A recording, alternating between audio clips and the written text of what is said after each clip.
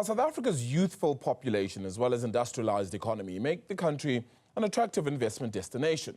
This is the view of the global climate investment banker Ameer Ibrahim, who says South Africa's presidency of the G20 also serves as an opportunity to understand what the country's priorities are on investments. Ibrahim spoke to business editor Xolani Mbanjwa on the sidelines of the annual meeting of the World Economic Forum in Davos, Switzerland.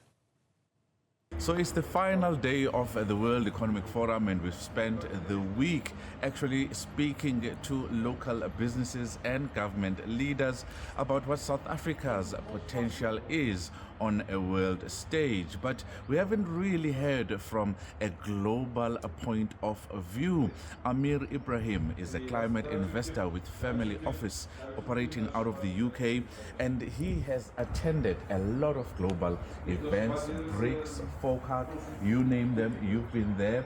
From a global perspective, Ameer, let's talk about the World Economic Forum for a country like South Africa, a developing nation. How important is it to be here?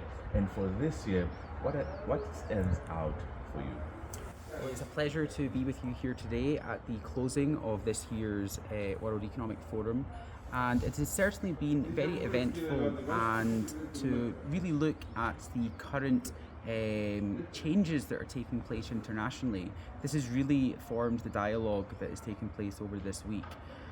Looking high level, I would say that the two main themes of discussion this week have been around what the second Trump presidency will mean for the world and the international community, and the role of the United States as still the world's largest economy in driving innovation, investment, and other forms of development. The other theme that has also been focused upon has been the evolution of AI and the impact this will have internationally.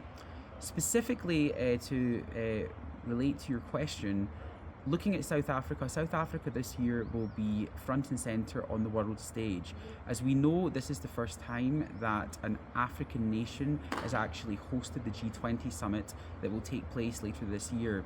And the theme that has been outlined for this year's G20 that South Africa with its presidency will lead upon is looking at sustainable growth, equality, innovation, and these are many of the themes that have been actually evaluated and looked at within this year's World Economic Forum.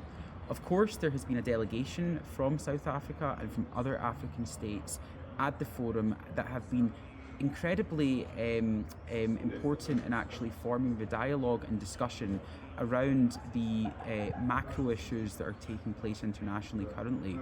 Africa House this year hosted an array of leaders from South Africa and from other African states, and I think this type of space certainly served as an opportunity for international delegates to understand what some of the key priorities are for not only South Africa but across Africa as the continent as a whole. Ameer, thank you very much for your time. Ameer Ibrahim is a climate investor out of the UK, somebody who has been traveling the world, really looking at climate change and many sustainable development initiatives, making sure that there is enough when it comes to support from a public-private partnership, and particularly there's enough support for developing nations such as South Africa. Something interesting that is going to be looked at this year as South Africa heads the G20 in this particular year at the end of November, with the whole world looking inward into the country. For Newzroom Afrika on Channel 405, I am Xolani Mbanjwa in Davos, Switzerland.